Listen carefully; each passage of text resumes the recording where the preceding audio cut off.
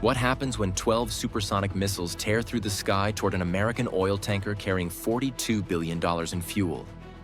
Two of them broke through, igniting a fire so massive the sea itself turned black with burning oil. But here's the twist. Within just 30 minutes, one Chinese island fortress was reduced to rubble. So how did a single tanker strike spiral into the deadliest attack on a PLA outpost since the Korean War? Stay with us, because the answer isn't just about ships. It's about credibility, deterrence, and who controls the South China Sea. Before we move on, please take a moment to subscribe to the channel and like the video. Why would a single oil tanker shift the balance of power in the South China Sea? Because when that ship hides inside its steel hull over 500,000 barrels of crude valued at $42 billion, it becomes more than a ship. It becomes money, energy, logistics, and credibility floating on contested waters. And for the Chinese Navy, it looked like a prize worth the risk.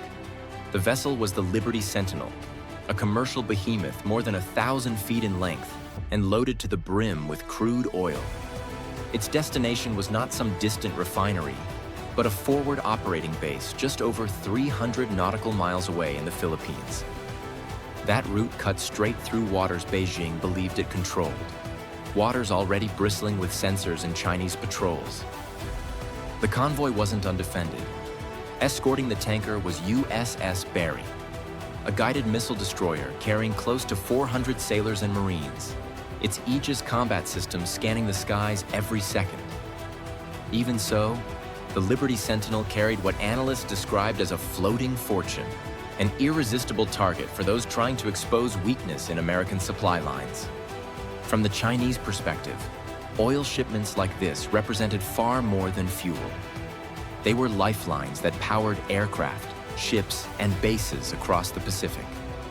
Washington's deterrence rested not only on weapons, but also on the assurance that bases thousands of miles from the US mainland could be supplied reliably. Sink one tanker and you don't simply burn oil, you puncture confidence. That is exactly what pushed the Type 052D destroyer, a so-called workhorse of the PLA Navy, into firing position. With 64 vertical launch tubes locked and ready, its crew fed coordinates and prepared to unleash a storm. At the order to fire, 12 YJ-12 supersonic anti-ship missiles roared skyward, each as long as a bus and carrying a nearly half-ton warhead. Traveling at nearly 3 times the speed of sound, they closed the distance in less than 2 minutes, low over the sea to complicate interception. Inside the Combat Information Center of the USS Barry, crews worked in frantic rhythm. The Aegis system launched a wall of interceptors. Chaff cannons flared. Electronic countermeasures screamed into the ether. 10 of the incoming weapons vanished in fireballs mid-air. 2 kept coming. One slammed into the starboard side of the Liberty Sentinel, tearing open the steel and venting fire through cargo compartments. The other buried itself against the aft tank, instantly igniting hundreds of thousands of gallons of crude. The explosion rose 400 feet into the air, shockwaves rattling the destroyer riding 20 miles off its bow. To the sailors nearby, the sea itself seemed to ignite. A slick of black oil burning so fiercely it rolled across the surface like molten rock. 3 men on duty near the strike points were killed in the first seconds, their bodies thrown into the inferno before alarms even sounded. 12 more staggered on deck with severe burns, some barely able to scream through blistered lungs. The captain ordered abandon ship not because the hull was gone, but because every second in that hellscape risked more lives. Crew aboard Barry could only watch as rescue helicopters circled in thick smoke, the stench of burning fuel hanging like a curtain over the water. By the time flames began to subside, the judgment was clear.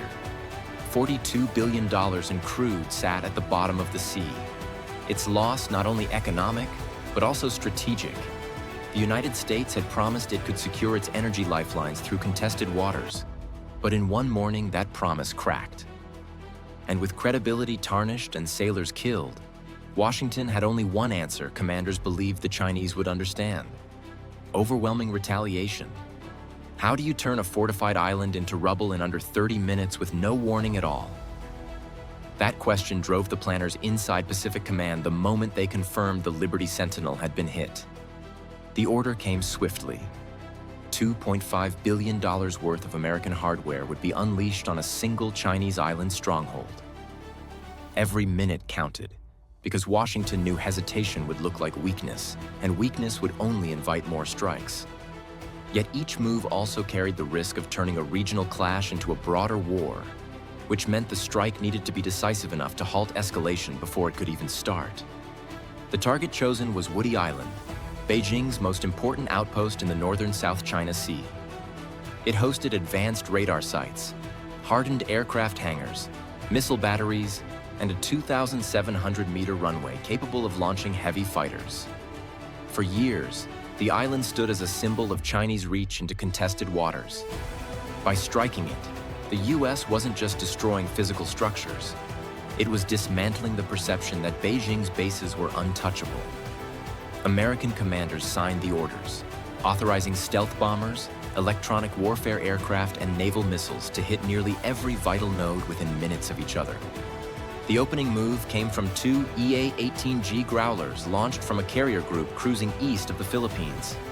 These aircraft carry specialized pods able to smother the electromagnetic spectrum, cutting radar beams and command links. At 10:42 a.m., the Growlers arrived within range and their systems went live, spreading interference across 400 miles. Chinese tracking stations across Woody Island flickered, scopes blurred, communications jammed. To defenders on the ground, it must have felt like being blindfolded moments before a fist swung. 5 minutes later, stealth entered the picture. Two B-2 Spirit bombers, already airborne from the US mainland hours earlier, reached their release points. Each carried GBU-57 bunker buster bombs, weapons so heavy they could drill through reinforced concrete before detonating. At 10:47, 8 bombs fell through cloud cover in perfect sequence. The explosions weren't theatrical, they were crushing. Massive reinforced bunkers simply collapsed inward, radar arrays snapped, and an underground command center was sealed in rubble. In less than 2 minutes, the island's leadership structure was destroyed.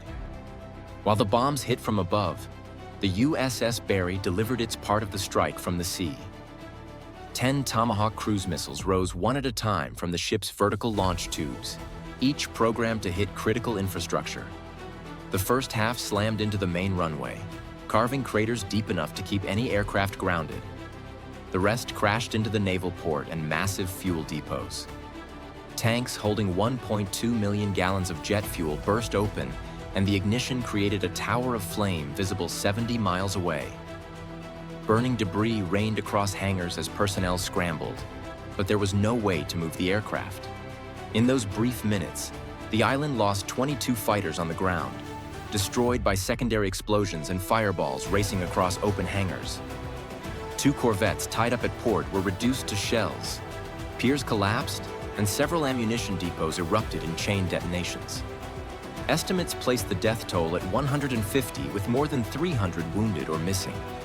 The worst hit suffered by the PLA since the days of Korea. 50 years of military buildup on that island vanished in the space of a single morning strike package.